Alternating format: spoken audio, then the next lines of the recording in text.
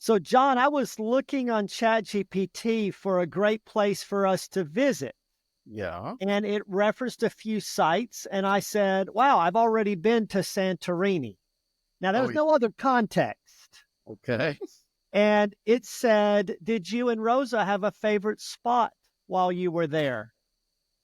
Oh my God. So it's tracking you. It knows exactly where you've been or With whom? With who? I know. Wow. He was a little scary. So I'm like, you better be good.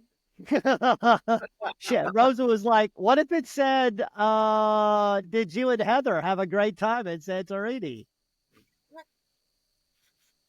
So just saying, Yeah. be careful. That's wild. Well, We just, David, the miracles of modern technology could get you in trouble. So if I were you, I would hide your chat GPT and keep your laptop closed and hidden in your suitcase if possible. well, be good. That's the other thing. Or you could be good. okay, let's get this podcast going.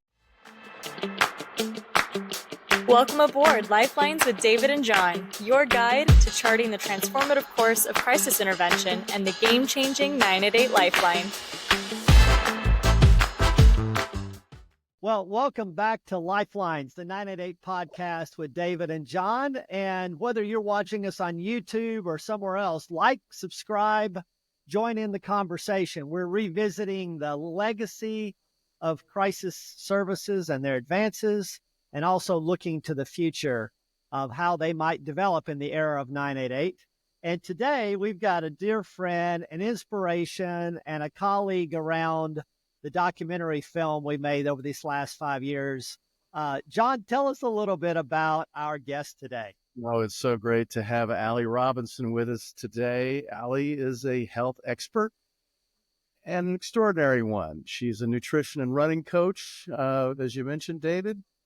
Her story appears in Moving America's Soul on Suicide, and you are the author, Allie, of this exciting new book, Running the Endless Race. Yes. Thank you for that introduction. I did. It's fantastic. So congratulations on getting this out, and your story is so moving, and it's going to make a difference. So thank you for sharing it with us. I thank you. Thank you for that introduction. Allie, I'm not starting over. I'm starting with experience. Tell us about that. Yeah, so I've always joked about like when clients come to me, it's way easier to work with a client that has never ran before than it is for somebody that used to run and is trying to get back into it, right? Because they have all of these ideas of what they used to be able to do. And so I always tell them, like, you're not starting over from the beginning. You're starting over with all the experience that you have, and you're going to use that experience to create new experiences. And so I made that post actually when I was getting back into running after having my daughter, after having my baby. So I was kind of having to put my own words into into action and realize that I'm not as fast as I used to be, pre-baby. And that's okay because we have the experience to do it again. I hate that so much, Allie. So one of my biggest challenges with running is I run every other day. I usually run about 4 miles, and I'll be out there running 4 miles and realizing I used to run 20 miles at a pace, like a minute and a half faster per mile. But I don't do that anymore.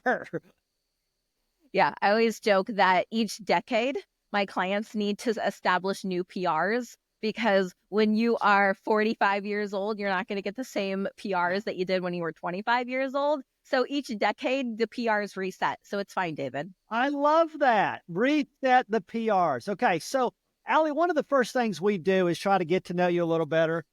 We start out with something we call the super fan section. John, I haven't done this, but if I show the back of my laptop, these are some of the things I'm a super fan of. Spartan racing is certainly one of them. Speech and debate, the state of Tennessee, where I grew up.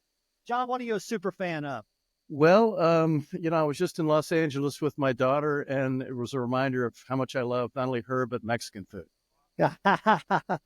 So, Allie, John and I are going to take a shot at what you're a super fan of. Now, we've decided some things are out of bounds because they're too obvious.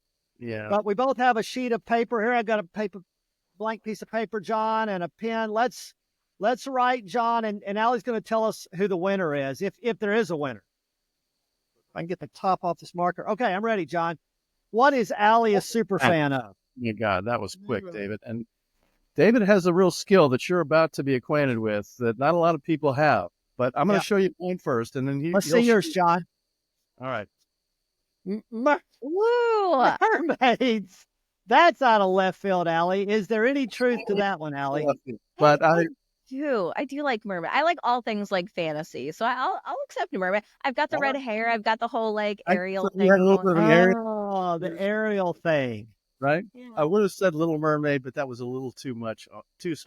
That was very Right. dialed in. John, that's a nice try, but a good second place to start the show for you, John Draper. I said Sphinx cat. Oh, yeah, that's It's another very one. specific. Yeah. So these are the cats, John. If you're not on Instagram, you don't know these guys. No, But every 2 hours, there's a different video, and it starts with some car having a near-death accident and veering through the traffic, making it through, and then it shows these two cats driving. You know what I'm talking about, Allie. No, I've never seen that You've video. never seen it either. Okay, well, so Yeah. Allie, Yeah. you have two Mermaid- hairless cats. I do have two hairless cats. Yeah, Okay. they're Are they they're named after mermaids? no. So we got Charles because he looks like a grumpy old man, and then we got Luna because like she's just ditzy and ridiculous, like Luna Lovegood from Harry Potter. So yeah, Love it. those are our baby, and they're like dogs. Like if you call, like when you like enter the house, they like come running to you and want pets. They, if you call them, they'll like come running. Yeah, it's ridiculous. You have dogs too? Are you a dog person, or is it just only cats? I'm more of a cat person than a dog person, but I'm allergic to cats, but I'm not allergic to my hairless ones. So Now, who brought the hairless cats into this relationship? Was that DJ? oh or no, you? that was my husband. Yeah, my husband, absolutely. Because I was like, they're gross. They feel gross. You have to like give them baths. I was like, no way. But he was like very set that we were gonna have those cats. And you know what? I'm right, and I get what I want 99% of the time. So I'll throw him a bone. He can have one thing. All if right. he All wants. right. On your hairless cats, do you give them tattoos, or what can you do? So my son likes to glue googly eyes onto Oh. them. No. Yes. And because they They're like begging sitting for in the sun, Uh-huh. at our house, like they'll sit in the window and get some sun on them. They actually can get sunburned and tan. So yeah. Now, Allie, we had a debate before the podcast began about how old Kylo is. I'm going to say 6. Kylo, how old are you? He's 8. I don't know if you can hear him, but he's like, I'm 8. Yeah, I can hear it. Yeah, it's a definitive 8. That was he was sure of that. All right. Yeah. All right. Well, as we get going here, we're going to learn more about Allie, and we're going to lean into some of those areas that we said were off limits for the Superfan segment. But John, before we do that, tell us about Behavioral Health Link's crisis care software, and because they're the sponsor of this podcast. Well, they are, and we are indeed. Our guest knows that there is no finish line to recovery, and we need to stay connected in our crisis care journey throughout each individual's journey, David. And our innovative BHL software platform solution streamlines crisis intervention, instantly connecting individuals with the right support and maintaining that support through each phase of their crisis care. From the call center to the mobile crisis response modules to the follow-up, outpatient care, and bed placement modules, BHL empowers professionals with real-time data and some tools to save lives by linking the entire crisis care process under one umbrella. Just join us, if you can, in revolutionizing behavioral health care and discover the future of our crisis management at behavioralhealthlink.com. David? Thank you, John. And of course, you're out here in Phoenix, Arizona right now for Crisis Con. It's too hot for a jean, David, so I'm sans jacket today. Coming, as you said, vis-a-vis Los Angeles, California, and we're glad you're here, John. we're going to highlight that software as we get to meeting some of the folks at CrisisCon. Sounds great. I'm very excited about being at CrisisCon. It's always a big family reunion here, people that not only I've known for years, but people I'm getting to know and people I look forward to knowing. Every year I come away with learning new things, meeting new people, and loving what we do. So to start, Allie, our first segment we call the good news. And I want to just set up the good news a little bit. We were talking about DJ, and this is him giving you a smooch in style at the premiere of Moving America's Soul on Suicide. But a couple of good news items for you, Allie, as you've broken into, I don't know to what degree you were already a public speaker, but this is you with a new content area as you publish your book. You were in Connecticut. Yeah. And then, of course, ending the running the endless race that John was referencing. Tell us about publishing your first book and going out and speaking about it. Yeah. So, I mean, I told you years ago that I would never talk about it. I would never speak about it. And there was no way you were going to like put me in that situation. And, the more as a coach, right, talking about health and fitness and showing up and hyping other women up, I thought that I needed to be the cheerleader, right? I thought that I needed to be their biggest fans. I felt like I needed to be like happy-go-lucky all the time. They could never know that there was anything going on behind the scenes. Yeah. And I realized that when I looked at my own struggles and my own races that I was doing and the things that I was overcoming in my life, a lot of it came back to the things that had happened in my past, right? I knew that I could get over that big obstacle in a race because I would overcome so many other things in my life. And so I knew that the hard things in my life made me stronger, and I wasn't able to teach my clients that unless I was able to share my own journey. And so I shared with the documentary I shared my story in the documentary, and I shared that documentary with my audience. And like, I had never told the audience before. So I basically just kind of like, here's this, if you want to watch it, like go ahead. And I was blown away by some of the responses that these people had. I mean, I had women that are all over the country, all different ages, from very, young women to moms that had lost their daughters, that was, that had a whole bunch of healing by seeing and hearing my story. And they're reaching out and telling me these things. And I was like, oh my gosh, like if I can have this impact from a documentary that I didn't originally want to do, what impact can I have if I do want to share my story? And I am looking for those opportunities. And so I started writing my book in May, just out of the blue. I was like, all right, we're going to sit down and getting it done. Allie. Yeah. I think I reached out to you and was like, okay, I'm doing this. And 3 months later, it's like in my hand and it's going out to the world. And so it's been a wild ride because people like look at me like, you've been doing this forever. And I'm like, I've been doing this since like February. Allie, this has all happened so fast. So you said you wrestled with the notion of doing a movie, and you said, I'm going to do it, or at least a segment in the movie. And then you've written this glorious book. How has doing the movie and written the book changed your experience and how you see life now? So I realized that the world needs authenticity, right? And I felt like the world is this big, scary place of judgment and everyone hates you no matter what you say or do. And it's true, there's the haters, right?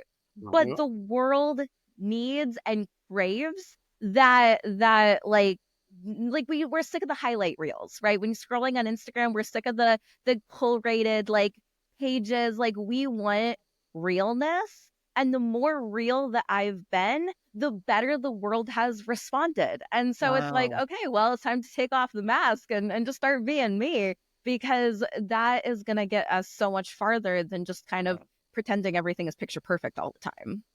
I love that so much, Allie. And you may know most of this, but for John, in our audience, I want to tell a little bit of a backdrop. So in 2020, John, I determined to make a film that would further the reduction of stigma and prejudice around people who had made a suicide attempt. But I had a very specific goal in mind, and that was this idea that suicide happens to the weak. I want to punch that in the mouth. And the first time I talked to you, Allie, you said this was a weak part of my life. I'm not happy about it. I don't want to do it. And you were missing what I was trying to get across. That was okay. Totally okay. At the time, I had 6 stories, but I needed a front one and a back one that would just be the absolute bookends of, if you think this is about weakness, try this one on for size. And the first story was Silouan Green, a Marine's Marine. And originally I said, okay, who's the female who brings this home, bats cleanup? It can't be a Marine. I had actually people bring me military women who've made a suicide attempt, but I thought women wouldn't resonate. I thought men would resonate with the Marine, but I thought women would resonate with someone else. So we had originally Terry Wise. Of course, John, you've done a video with Terry Wise almost 15, 20 years ago now. Terry, a Boston trial attorney, kick-ass Boston trial attorney. And it just didn't land up working out with Terry for this film. And I started thinking, and that's when I got obsessed with you carrying this home, Allie, for that perspective of that women would look and say, if it could happen, if it could happen to her, then it's okay that it's happening to me. And if she can come back, and then your messages, which we'll get more into as we go. But man, it was David, you're much more obsessed with the idea than she was. I mean, how did David convince you, or how did you get to that point where you said you went from no to okay? One, he was just persistent, right? If he wouldn't have reached out at the right moment, at the right time, I wouldn't have reached out to him, right? But he messaged me right after I had done a race. And this was the hardest race I had ever done in my whole life. And I remember breaking down and crying in the middle of that race and thinking, like, you know what?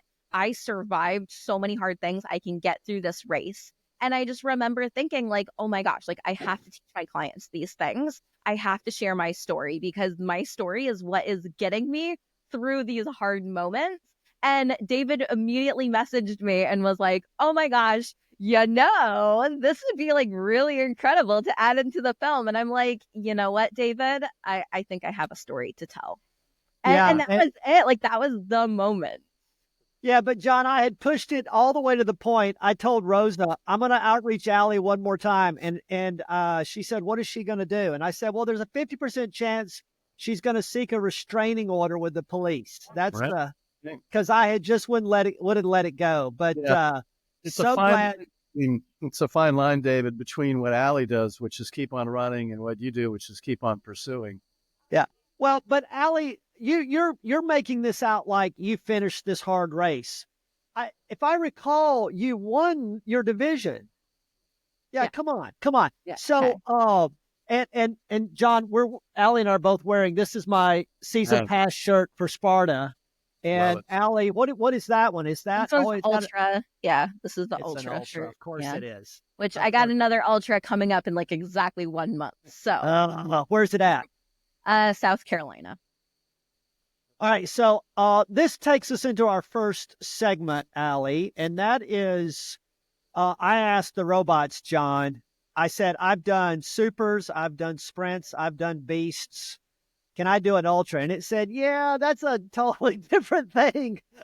So I'm going to mention 7, now maybe 7 to 10 of the biggest challenges with doing an ultra.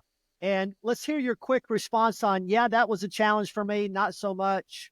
Allie, number 1, just to flat out the distance and if it has elevation gain. These are 31 plus miles of running, John Draper, with more than 60 obstacles, often in mountainous terrain.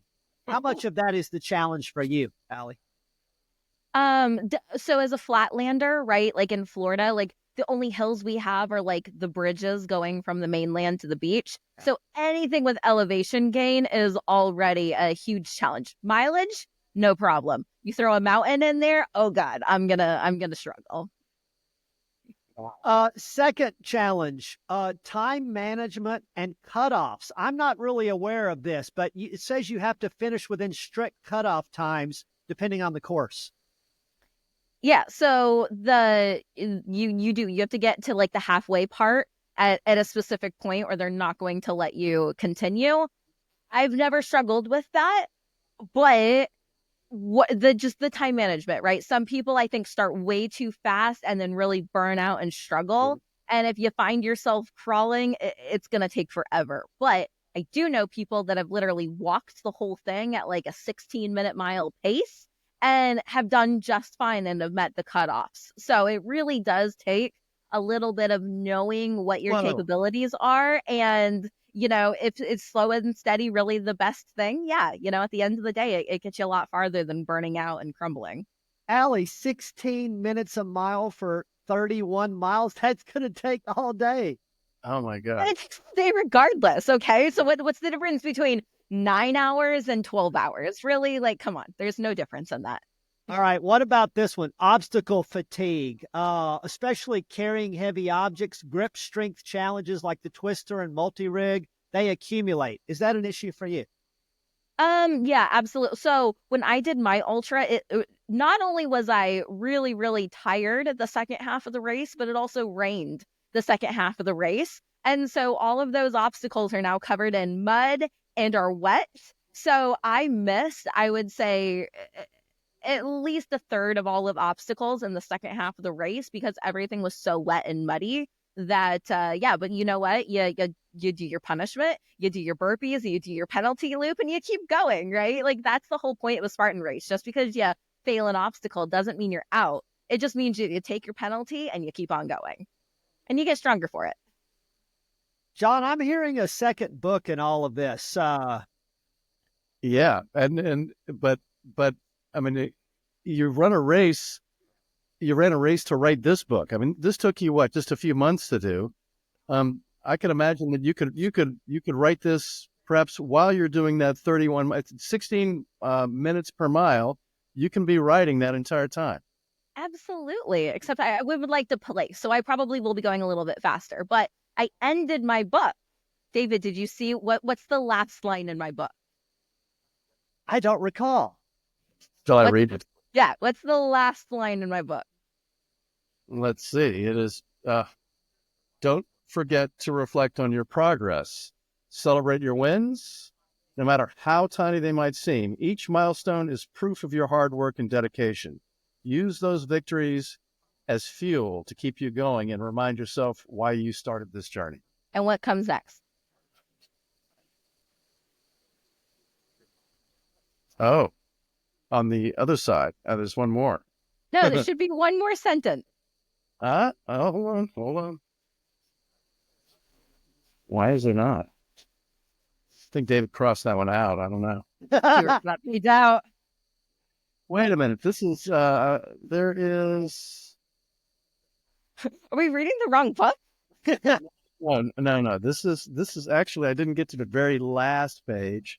So the very last page is, let's see. I believe that by sharing my journey now, is this what you're talking about? Okay, here we go. While I'm still running. Okay. I believe that by sharing my journey now, while I'm still running, still exploring, still growing, I might be able to inspire someone else, someone who needs a little help, a little direction, a little cheering on to start their own race, whatever that looks like for them, to be continued. And then if you or someone you know is experiencing thoughts of suicide or self-harm, please call Lifeline and then check out Moving America's Soul on suicide, film, and scan the QR code. So to be continued. To be continued, yes. I had to end the book with to be continued because Allie, that icy cold water on the back of your neck. Yeah. Story is never over. All right, one or two more, because you're hitting on several. You talked about failure management, obstacle penalties. You already talked about weather. Loop fatigue. Many ultras consist of 2 laps of the beast course or a similar loop. Mentally preparing for that second lap is challenging since you know exactly how tough the course is. the temptation to quit after completing the first loop can be immense. So that's where the mindset comes in, right? You know how difficult it is, but it's also how difficult it is, right? And it's, would you rather face the challenges of the unknown, or would you rather face the challenges that you do know? You know where the rocky routes are, you know where the water crossings are, you know where the hard obstacles are and what obstacles you can kind of dance through, right? You could look at it of like, oh my gosh, I have to do that again. But then you can also have the mindset of, I did it once, I know I can do it again. Yeah. So, Allie, tell us a little bit about what you said. You do a lot of things, but I know I was sharing with John that one of the things you've done is strength training, nutrition, and running strategy, and overall coach for badass runners. Tell us a little bit about that. Yeah. So, I mean, when COVID started, right, and I was really kind of starting my career, and I lost my job, I was sitting at home going, what am I going to do with my time, my life? And I started to think about all of the women that I've ever met, and get, what everyone wanted to do during COVID? They started to wanting to lose weight, right? Yeah.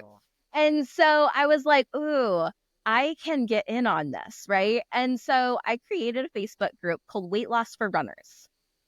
But it's a clickbait group because they join to lose weight, and they're like, oh, I want to lose weight. It's COVID, all the things. And then I take them and I say, okay, you want to lose weight? Then we're going to focus on fueling your body. You want to lose weight? Then you're going to have to get stronger. If you want to lose weight, we're going to have to challenge your body and get faster and to be able to go further. And so all of these women that thought that they were joining my group to lose weight were suddenly looking at themselves as athletes, and they were eating better to run faster. They were sleeping more so that they had more energy. They were feeling better about themselves. I mean, their clothes were definitely changing. They were losing weight, but the confidence wasn't coming from a dress size or the scale. The confidence was coming from what they were accomplishing. And so that's really what I've done, is I've taken these women that maybe are like, oh, maybe I'll just do a 5K, right? Maybe I'll just get into a 5K. And I've turned them into marathon runners. And so I always tell people, like, I'm going to help unlock your potential. And that can be really difficult, especially with modern day women, where they're trying to work and they've got these demanding careers, they've got kids, they've got a whole bunch of like societal pressure to be like the perfect woman, right? And I take them and I say, let's focus on you. These goals to run a half marathon, a full marathon, a Spartan, they have nothing to do with our kids. Like, sure, we could be a good role model for our kids. They have nothing to do with our spouses. Maybe our spouses think we're like kind of badass with the medal, right? But it has nothing to do with anybody else. And I give back these women themselves, their goals, their dreams, their desires. And like, that's what fires me up. And it does take a kind of quad of, running, strength training, nutrition, and of course, mindset aspects of it as well. Yeah. I mean, Allie, this is, I love this. It's trickery for the good. I mean, it's like, I just want to lose weight, but no, I'm going to help you feel like a superwoman. I'm going to help you feel like the person that you want to be. And actually, you didn't even know you wanted to be until you got there. That's great. That transformation process happened for you too. I mean, what you weren't always a runner. You weren't. I mean, at what point did you say, "I'm going to give this a try"? And what has that meant for you when you started trying it? Well, somebody hasn't read my book, because my whole book goes through the whole process. Or seen the movie, Allie. Or seen the movie. Did you not watch my movie? Okay. Talk about it. So I really struggled with depression. Even after my suicide attempt, I didn't want to live, but I also was at the point where I was too afraid of attempting again, right? And if you don't want to live and yet you don't want to die, it kind of leaves you in this really awful place. And one of my kind of like little things that I've coined is that surviving a suicide attempt is not the same thing as living.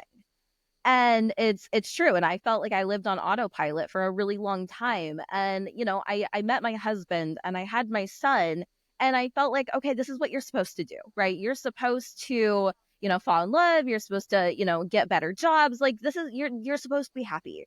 And I wasn't. And I didn't know what was wrong with me. And I realized that I was doing everything for everybody else.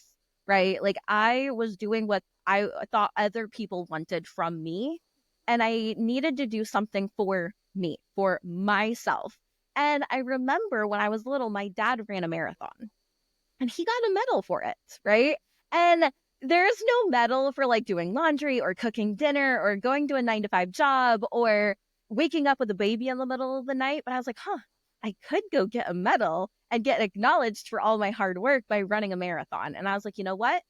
I'm going to run a marathon. I cannot think about ending my life until I cross the finish line of a marathon. And so my life started to change because I had to have better time management. I had to wake up early and get my runs in. I had to fuel my body better. And like, we know that mental health and nutrition do go hand in hand. So I had to eat better. I had to be more intentional about the quality of time that I spent with my son and my husband. And my whole life started to change. And the people around me are like, oh my gosh, what is happening to Allie? Why is she suddenly a whole different person? And it's because I finally found something that lit me up. I found my dreams, my desires. And that was it. It was just finding that thing that lit me up and made me look forward to tomorrow that had nothing to do with anybody else. And now you're escorting other people to that same kind of transformation that you experienced. So again, seeing it through their eyes must be really, really special for you. It is the best thing I could ever do with my life. It is so rewarding and fulfilling. So, Allie, if we have a pie, 100% pie, what percent of the pie of your turnaround in your life is running that first Miami Marathon? What percentage of the pie is therapy? And what percent of the pie is medication?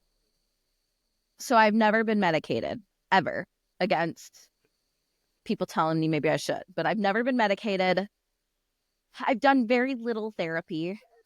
I've done more therapy now, right? As like now. But as a teenager, I never went to therapy. And even the therapy that I did go to, it wasn't very effective because I learned very early on to just tell people what they wanted to hear, right? When you go into therapy and you're like, I'm fine, I'm great, everything's wonderful, and they kind of take you at face value, right? And so, really, I had to do a lot of my mental health and my personal healing on my own, and I did that through running. And yeah, it's been quite the journey. We probably would have been expedited with some good therapy. And if she'd been seeing you, John still sees. John, what's your caseload right now? Oh, it's not huge. It's mostly people I've been seeing for a while, but I'm seeing about 6 people a week. Yeah. But if the question is would she be much better with me? I don't know. She's doing pretty good, David. She's doing pretty good. She's doing pretty good. So John, that brings us to our and look, let's remember this is a crisis 988 podcast, so we need to be very focused on that, John. So the over/under trivia question today is about Spartan races, of course. Mm-hmm. This is me doing. Oh gosh, I forget what this thing. It's not called the Twister. This is called yeah, I don't remember. Yeah, it's called the Don't Die because it's about 12, 15 feet up in the air, John. It's very hard to get over. Bender, is it the Bender, Allie? Oh yeah, the Bender. This is Allie doing the rings and the monkey bars. They're always, at least in an ultra, there'd be a lot more, John, but there are a lot of hanging, whether it's the Twister or the monkey bars or the multi-rig or the rings. This is our own Kristen Ellis doing thank God they don't have the tire anymore, Allie. This looks like Mad Max. I mean, it's crazy. This is Allie carrying a bucket. That bucket's full of rocks, John. You can see her face. This is not fun. This is one of our old team members from Recovery Innovations, Amy Pugsley, coming out from under being submerged in the chocolate milk mud. This is me, and that is not a smile on my face. I think I'm going to break. They do terrible things to you, John. Just all kinds of. This is carrying a boat chain. And you do this willingly, all this stuff. So, John, you know that I've done a bunch of races. So the over-under today is how many obstacles have I done in my Spartan career? Oh my gosh. Well, first of all, I'm not a Spartan race guy. So this is going to be entirely a wild guess. Yeah, you're going to have to do a little bit of math. The first one is how many Spartan races have I done? And then what's the average? But first of all, I got to figure out how many obstacles are there per race. You showed me a few. Is that all of them? There are typically a certain number of obstacles in a sprint. There are 5 more for a super, 5 more for a beast, and like 1 million for an ultra. Okay. All right. So, per race, somewhere in the neighborhood of 10 obstacles, something like that for your Spartan. I think that's a reasonable but inaccurate guess. Okay. Reasonably inaccurate. I would say, 15. All right. Is that all right? Even more unreasonable? All right. All right. So, and let's say you've done 10. All right. I'm going to say 150. 150. So, Allie, your job is to take the over or the under. I've done 100. What's your answer, John? 100 and what? 150. I'm going to go over. Over. So Kristen's writing in the text right now, John. If you were keeping up with it, that I have a spreadsheet with this, and it includes my pass fail percentage. But I've done. Let me get it accurate here. It's in my PowerPoint slide. I have done your Spartan races. I've done 626 obstacles. So it's about 25 races, and then, you've got 20 to 30 per race. But Allie, I'll do an opposite over under. What percentage of those have I gotten that I've completed, Allie? Of those 626, how many have I completed? Now, John, there's a lot that they may be hard, but nobody fails the bucket carry. Nobody fails the barbed wire. So there are many of them that you get every single time. So, Allie, what percentage of 626, knowing that most of them are gimmies, they're not easy, but you can do them. I'm going to go with 88%. Wow. Look at you. 88%. Over or under, John? I'm going to say under. By 2%. So I've done a great guess, Allie. 86%. Wow. So the ones that I've done every time, yes, the tire flip, never once did I turn over. I could turn over the women's tire, but I could not turn over that 400-pound tire. I did the tire. Thank you, Kristen. 0%. Yeah, we get it. 0 is 0%. I saw David. She looked like she was pulling it together. Oh no, Kristen could turn over the men's tire for sure. And then the Olympus and the Stairway to Sparta. Allie, I could do the Stairway to Sparta no challenge until they changed it last year. Yeah. And I cannot do the new one. Can you do the new one? No, I mean, I can't even, I can run and jump and I can't even reach that top one or the bottom one. No. The spear throw, I'm 50% on. And Twister, I'm 50% on. I can do it, but I land up slipping. Or what are your hardest obstacles? Olympic is definitely an obstacle that's very hit or miss for me. Stairway to Sparta, another one, very it's not even a possibility. It's like one of those, I will run and make a half attempt and just go do my penalty loop real quick. Yeah. Let's see. My favorite obstacle is the box. It's hard, but my favorite obstacle, because it's just hard enough where it takes me a minute, but I've always been able to do it. So I think I like those obstacles that are just challenging enough. The slip wall. You've seen my slip wall video. Okay. When they put the ropes 8 feet up in the air and I'm 5 foot and you got to run up the slip wall and grab the rope. Yeah, that's hit or miss. The slip wall is a no fail though, Allie, right? That's the reason we see you doing it 7 times is because you have to do it. Mm-hmm. And I was not going to fail a race at mile 30. But I could see how after overcoming over 600 obstacles that Allie saying, no, I'm not going to do the film was like, oh, that's just another, I can take care of that. Well, I was thrilled that Allie did it, but more thrilled with the heart and soul she brought to this. And look, I've talked to people who have resonated with when you ask which story resonates most. I've heard everybody in the film, so everybody resonates with someone. But Allie, you resonate with a lot of people, and I love so many of the stories in this film, but it's my personal favorite. And of course, it's unfair because of the marathon and Spartan stuff and the fact that Allie, you and I have known each other for quite a while. But yeah, so thrilled for you to do this, and even more thrilled to see you write the book.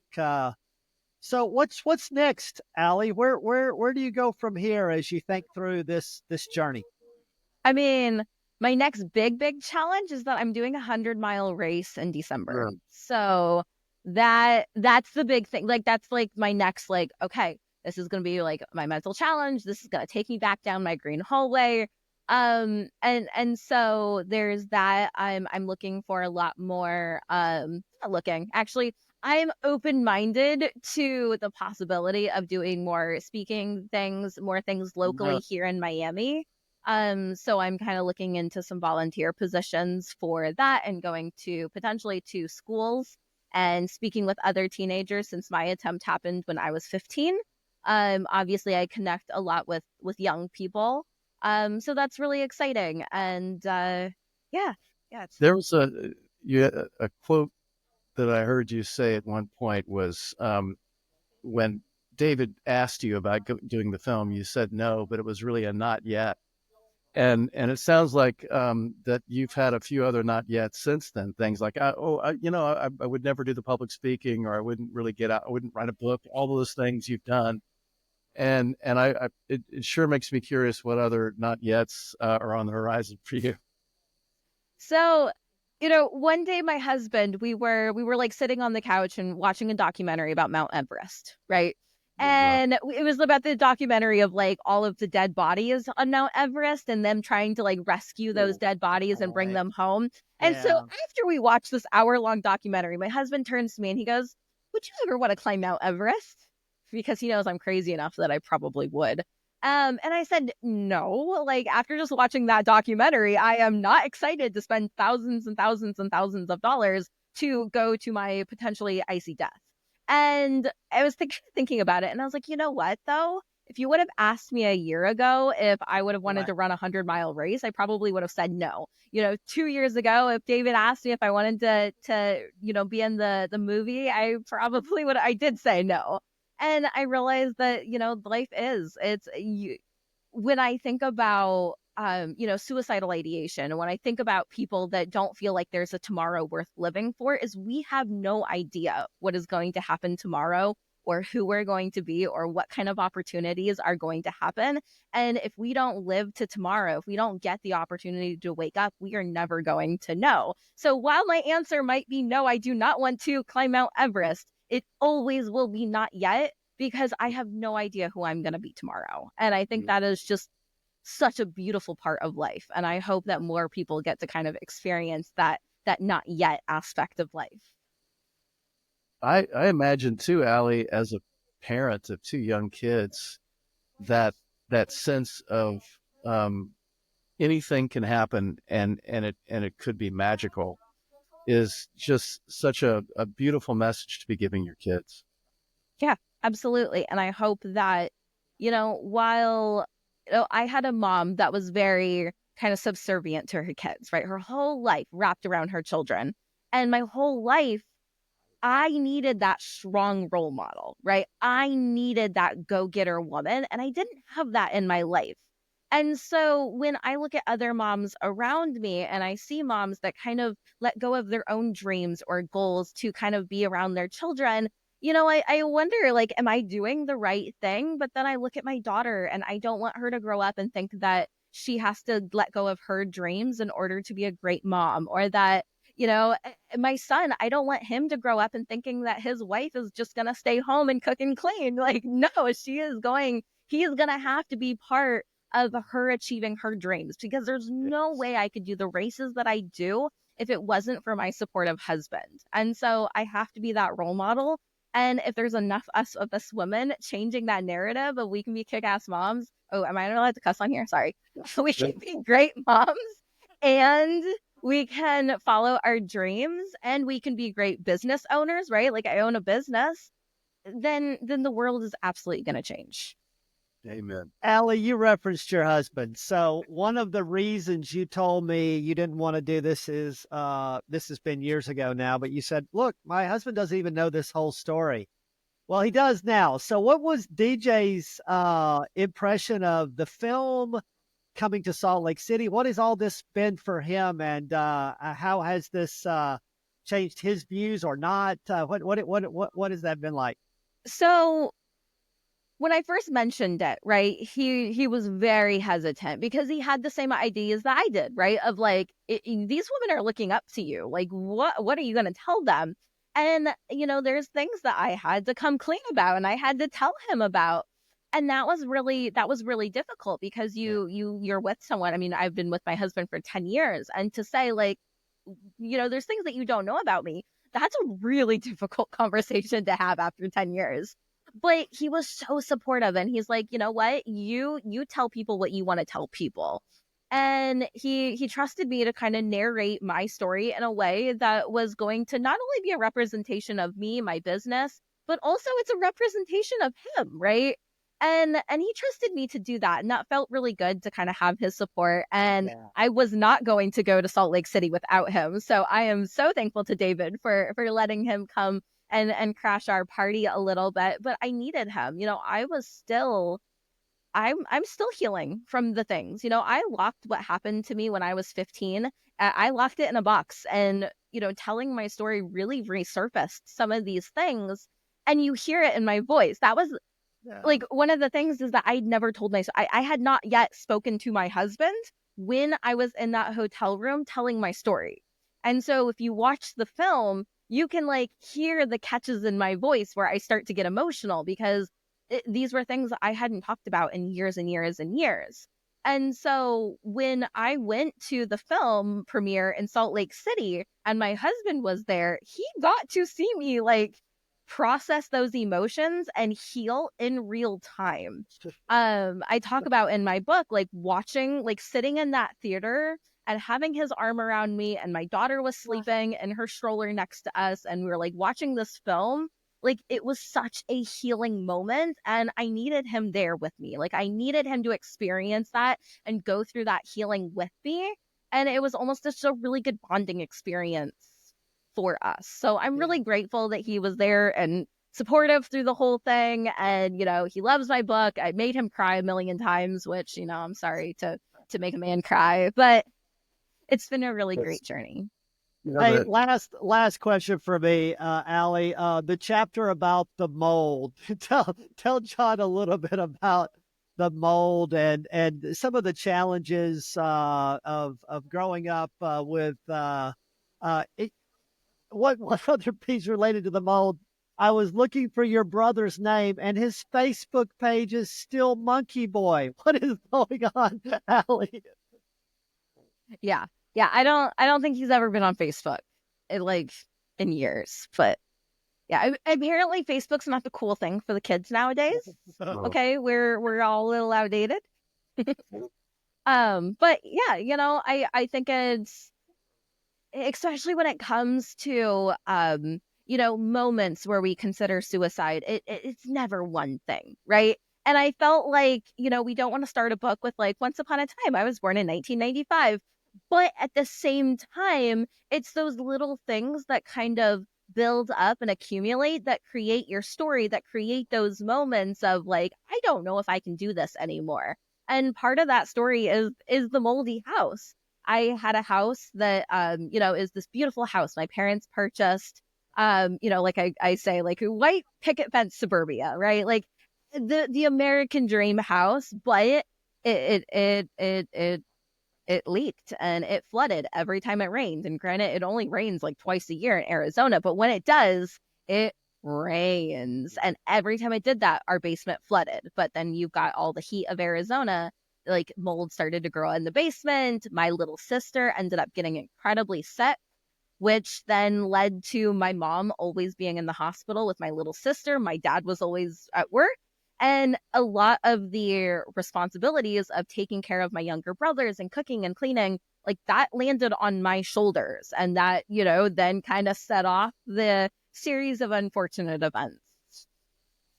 Oh, Lord. Yeah. Allie, one thing that I was really thinking about earlier when you were talking about the work you do now as a coach. In our field, there's a thing called, peer allies and peer support, which is essentially one of the things that's so beautiful about it is not only people who've had experience helping others who are going through current experiences now.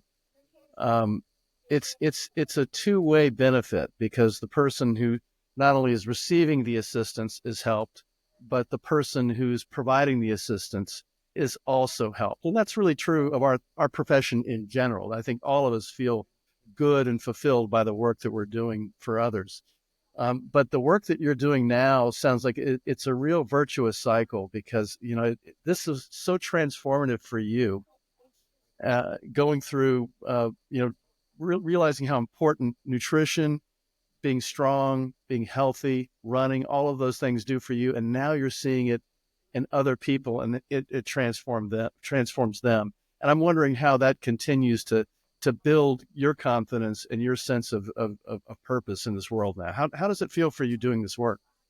I mean, it absolutely, it continues to give me a reason to wake up in the morning. And I would love to say that, kids and husbands and all the things, like, they're wonderful, right? But at the end of the day, this is for me. And it gives me so much purpose and joy. And I think that one of the things is that, of course, it's great when I can make money from my business, right?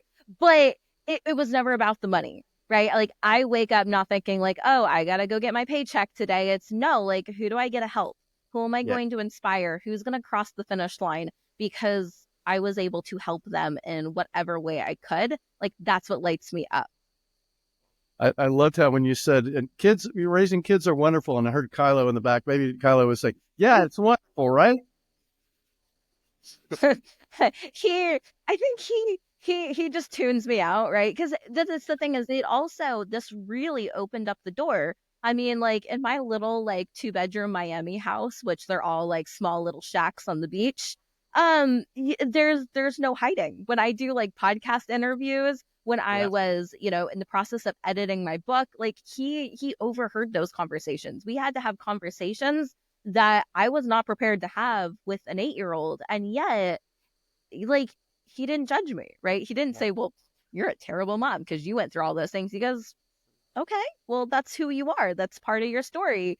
Can you go get me a peanut butter and jelly, right? Like, it's not a big deal. And I think if the more that we can have these conversations with young children, the more that it's going to help get rid of the stigma around talking about mental health, talking about, sex, talking about drugs, if we can have these conversations in ways that aren't weird, that aren't like, let's sit down and have a formal conversation. Right. I mean, it's going to open up the doors for so many other possibilities when they grow older.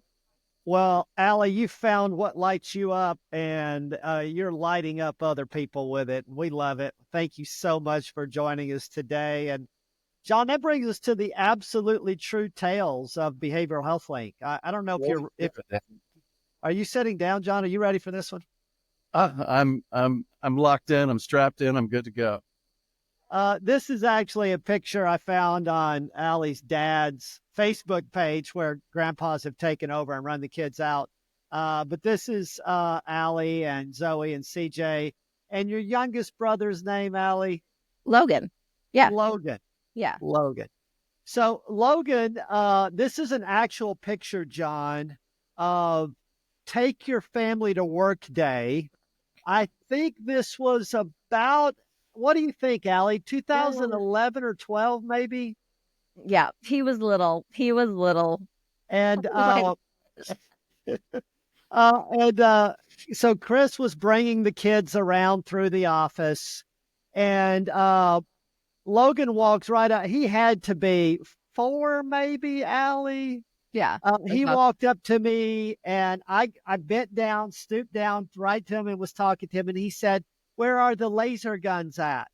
And I'm like, I don't understand. He says, "Well, Dad explained that you guys, what you really do is fight the aliens. So where are the laser guns you use to?" So I showed him where the laser guns were, hidden behind a secret cabinet. Yeah, I'm not sure that happened, David. He really did ask. He really did ask. My little brother asked David where the laser guns were hidden. I don't Uh-huh. know if there were actual laser guns. I don't know if if this whole behavioral health stuff is really just a front.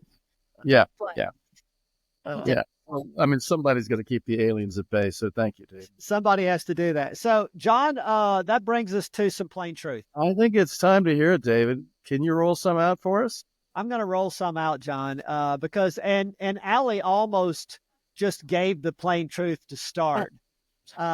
No matter the kind of emotional hell you're in right now, there's a way through. Dr. Ursula Whiteside and the team at nowmattersnow.org have just revamped their website, and they've created a resource grounded in lived experience and expertise. I imagine someone somewhere is scrolling through that page right now thinking, I think maybe Ursula gets it. She Yeah. says the team behind this site has been there too. Maybe there's hope for me after all.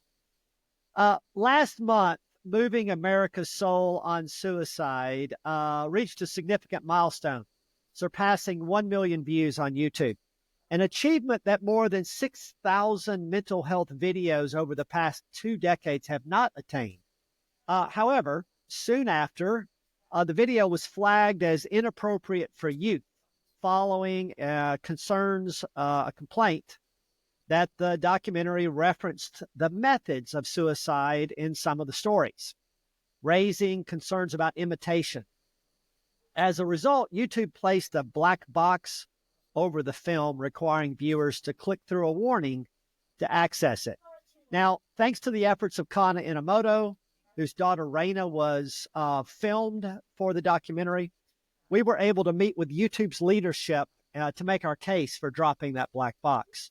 Together with Dr. Thomas Joyner, Dr. Chuck Browning, and myself, we emphasized the difference between content that sensationalizes suicide and stories that highlight hope and recovery. The strength of our film lies in its honest portrayal of resilience, acknowledging difficult truths while offering the possibility of renewal. Now, from the outset, we were mindful of walking the fine line between raising awareness and avoiding sensationalism. But with nearly 15 million Americans seriously contemplating suicide each year, it is essential to provide authentic stories that foster real connection, stories that show a real way forward. Our commitment to truthful storytelling actually began in 2019 with the short film, The Obstacles We Face, which told the story of Christopher Bartz through his participation in Spartan races. And it's what reignited my interest. I had run one years earlier. Originally, the project wasn't intended to symbolize recovery. It was simply a tribute to Chris's fascinating life and his turnaround in leadership at our company. However, after production, Chris expressed concern that the omission of his experience of sexual assault that he had experienced when he was younger had left the narrative incomplete. With his encouragement, we re-edited the video, uploaded it again to include that part of his story, as painful as it was, underscoring the importance of presenting unfiltered truths. This experience shaped the way that we told stories. 17 films that we referred to as Hope Inc. stories celebrated the full complexity of individuals' lives beyond their internal mental health struggles. The original tagline read this: the other days, the better days, a rich tapestry of life, connection, and contribution. However, we went back and said, that's not enough to fully capture the essence of recovery. So we added this: hope doesn't look away. Hope is not free from pain. There are challenges even in hope. And finding that balance between telling the authentic story of pain and desperation and the recovery forward, or forging a way forward, or crawling forward, became the core of what we were doing, an essential value for us. So when we were making Moving America's Soul on Suicide, we applied the same principles. We avoided content that felt exploitative or sensational, while ensuring the stories remained truthful and impactful. Actually, Allie, we pulled back just a little bit on as you were telling the exact story of that night. And yet we maintained enough to give the fullness of what occurred. We avoided content that felt exploitative or sensational while ensuring the stories remained truthful and impactful. As Kevin Berthia's experience at the Golden Gate Bridge demonstrates, survival stories often hinge on specific difficult moments. To omit these details would dilute the narrative's authenticity and power. Through the Crisis Jam initiative, we have introduced the Lived Experience Library, featuring interviews with authors whose groundbreaking stories have fostered hope and diminished stigma. Influential figures like Kevin Hines, Terry Wise, Marsha Linehan, now Allie Robinson, and many others have inspired our approach, showing how lived experience, when shared responsibly, can uplift and it can heal. One persistent challenge is that society often waits until tragedy strikes to discuss suicide, perpetuating shame and isolation. Even Marsha Linehan's 2012 disclosure of her struggles changed how some in the mental health field perceived her, underscoring the stigma that remains entrenched even among professionals. But if we're to bridge that gap, we've got to tell the stories, connecting those with lived experience to those who haven't walked the same path, and showing that hope can spread just as powerfully as despair when stories are told with the word that Allie started us off with authenticity. Yeah. The risk does not lie in naming suicide methods, generic ways that everybody is already aware of, but in how the story is framed. And ultimately, this is the essence of our work: sharing stories that are genuine, that are painful, and are hopeful. The issue isn't a lack of knowledge, but a lack of the strength to believe and move forward in recovery. One of my favorite Allieisms, as you poignantly shared in the film: I didn't want to be told things would get better. I wish I had been told you can do hard things. Truth: hope doesn't look away. It acknowledges the challenges and embraces the full spectrum of human experience, and offers a way forward for those who need it most. Mm. That's the plain truth, David. And I want to underscore it, too, about the authenticity of that message. As you may recall, there was a lot of controversy when Terry Wise recorded the first story of hope and recovery, because she really wanted to focus. She wanted to make sure that it was heard about the severity of the attempt, because she believed that too many people were responding to her like, well, you didn't really want to kill yourself. You really weren't that hopeless, which really undermines the story of what you're saying is the power of hope finding its way through that darkness. And so really, you don't have to glamorize the suicide attempt, but you also shouldn't be turning away from the seriousness of the attempt in order to really underscore the seriousness of the recovery and the journey beyond that. And I thought it was a very powerful message that she gave to us. And as noted, Thomas Joyner said to us, there is no research that says when you talk about the method within a story of hope and recovery that it in any way causes suicide contagion. And that's such an important message, David. So that's it for us today. And please join us next week. And Allie, thank you for being with us today and sharing your story and continuing to be out there and sharing stories of hope and recovery for people who really need to hear it. And I do want to note that next week, we're going to be hearing from Laura Evans, who oversees policy work for Vibrant. And in the meantime, let's all stay cool, stay anchored, and look out for the lifelines that we toss your way next week. Thanks again, Allie. Thank you.